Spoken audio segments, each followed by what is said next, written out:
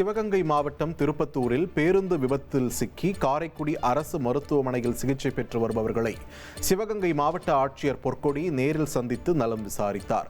சிகிச்சை பெறுபவர்களிடம் நலம் விசாரித்த பின்னர் ஆட்சியர் தந்தி டிவிக்கு பிரத்யேகமாக பேட்டியளித்தார்.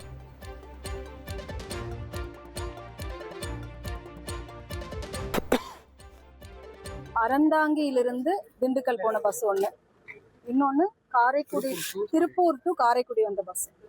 இந்த 2 பஸ்ஸும் நேருக்கு நேர் மோதி இருக்கு. ரோடு கர்வ் எதுவுமே இல்லை, ரோடு கிளீனாக இருக்கு. அங்கே லாங் டிஸ்டன்ஸ் டிரைவர் ஏதாவது என்ன எப்படி நடந்திருக்குன்னு தெரியல, ஸ்பீடாக வந்தாங்களா என்னன்னு தெரியல, அது இன்னும் கரெக்டாக கன்ஃபார்ம் பண்ண முடியல. 11 கேஷுவாலிட்டிஸ், 9 பெண்களும் 2 ஆண்களும் இறந்துருக்காங்க. 54 பேர் தீவிர சிகிச்சைக்காக தீவிர சிகிச்சை எல்லாம் கலந்து அடிப்பட்டவங்களுக்கு கொடுத்துட்ருக்கோம். தீவிர சிகிச்சை தேவைப்படுறவங்கள மதுரை மருத்துவக் கல்லூரிக்கு அனுப்பியிருக்கோம். மற்றவங்களை திருப்பத்தூர், சிவகங்கை மருத்துவக் கல்லூரி, இங்கே காரைக்குடி ஜிஹெச் எல்லா இடத்துலையும் வச்சு ஸ்ப்ளிட் பண்ணி வச்சு பார்த்துட்ருக்கோம்.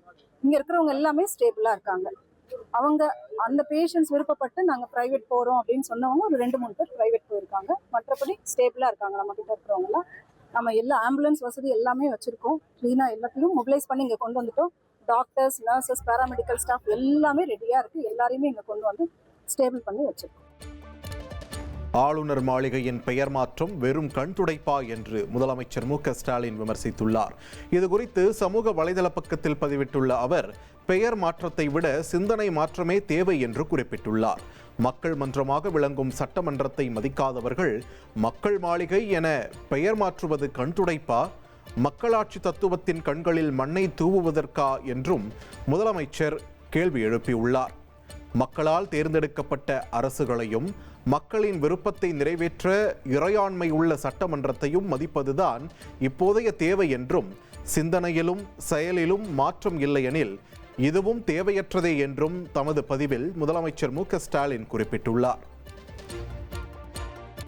டிட்வா புயல் மற்றும் கனமழையால் முறிந்து விழுந்த 7 மரங்களின் கிளைகள் உடனடியாக அகற்றப்பட்டதாக சென்னை பெருநகர மாநகராட்சி கூறியுள்ளது. இதுகுறித்து வெளியிடப்பட்டுள்ள அறிவிப்பில் சென்னையில் 103 படகுகள், தேசிய மற்றும் மாநில பேரிடர் மீட்புப் படைகளைச் சேர்ந்த 90 பேர் தயார் நிலையில் உள்ளதாக தெரிவிக்கப்பட்டுள்ளது. சென்னை முழுவதும் 215 நிவாரண மையங்களில் தங்க வைக்கப்பட்டுள்ள பொதுமக்களுக்கு உணவு வழங்க ஏதுவாக 110 மைய சமையல் கூடங்கள் தயார் நிலையில் வைக்கப்பட்டுள்ளன. 15 மண்டலங்களில் மழைநீர் தேங்கும் இடங்களில் மழைநீரை வெளியேற்றும் வகையில் 170 என்ற எண்ணிக்கையில் 100 HP மோட்டார் பம்புகள் தயார் நிலையில் உள்ளன என்றும் மாநகராட்சியின் செய்திக்குறிப்பில் தெரிவிக்கப்பட்டுள்ளது. மயிலாடுதுறை அருகே டிட்வா புயல் காரணமாக மின்கம்பி அறுந்து விழுந்து இளைஞர் உயிரிழந்த சம்பவம் சோகத்தை ஏற்படுத்தியுள்ளது. மயிலாடுதுறை மாவட்டம் செம்பதனிருப்பு பகுதியைச் சேர்ந்த 19 வயது இளைஞரான பிரதாப் என்பவர் சம்பவத்தன்று பால் வாங்க இருசக்கர வாகனத்தில் சென்றுள்ளார். கடைக்கு சென்று திரும்பும் வழியில் எதிர்பாராத விதமாக மின்கம்பி அறுந்து அவர் மீது விழுந்ததாக கூறப்படுகிறது. அப்போது மின்சாரம் தாக்கி தூக்கி வீசப்பட்ட பிரதாப் சம்பவ இடத்திலேயே பரிதாபமாக உயிரிழந்தார். இந்நிலையில் உயிரிழந்த இளைஞரின் குடும்பத்தாருக்கு தமிழ்நாடு அரசு சார்பில் 10 லட்சம் ரூபாய் நிதி வழங்குவதாக பேரிடர் மேலாண்மை துறை அமைச்சர் KKSSR ராமச்சந்திரன் தெரிவித்துள்ளார். பால் போயிட்டாங்க, இதாவது நம்ம ஏரியாவுக்கு வந்திருந்தோம் கடைக்கு. சரி, நான் பார்த்து கேட்டேன், சரி எதுக்கு நாங்கள் வந்திருக்கேன் இந்த டைம்ல கேட்டேன். பால் பாயிட்டாங்க வந்துடுறேன். சரி ஓகே அவளா பார்த்து போ, அப்பா கால் பண்ணுறாங்க போ அப்படின்னு சொன்னேன். போகிற வழியில கரண்ட் கம்பி அறந்தவன் மேலே வந்துருச்சுண்ணா. அதுக்கப்புறம் தான் நியூஸ் தெரிஞ்சிச்சு எங்களுக்கு. போய் பார்த்தா அப்படியே இங்கே தான் வந்து GH தான் அவனை பார்த்தேன். அதுக்கப்புறம் என் தம்பி நேற்று நைட்டு 10:30 மணிக்கு கடைக்கு போயிருந்தான். கடைக்கு போகிறப்போ போயிட்டு வரப்போ மின்கம்பி அறந்து அப்படியே பாட்டிலே இனி செல்லும் இடமெல்லாம் செய்தி. தந்தி டிவியின் வாட்ஸ்அப் சேனலை ஃபாலோ பண்ணினா செல்ல இருக்கும் இடமெல்லாம் செய்தி.